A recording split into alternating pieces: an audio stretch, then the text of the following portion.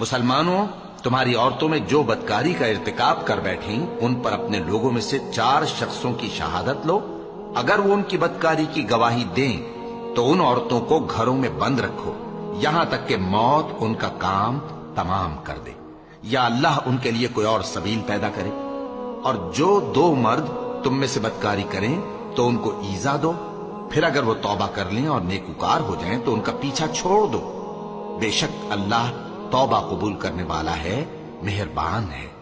اللہ انہی لوگوں کی توبہ قبول فرماتا ہے جو نادانی سے بری حرکت کر بیٹھتے ہیں پھر جلد توبہ کر لیتی ہیں۔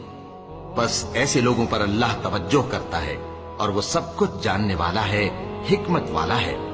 اور ایسے لوگوں کی توبہ قبول نہیں ہوتی جو ساری عمر برے کام کرتے رہیں یہاں تک کہ جب ان میں سے کسی کی موت آ موجود ہو تو اس وقت کہنے لگے کہ اب میں توبہ کرتا ہوں۔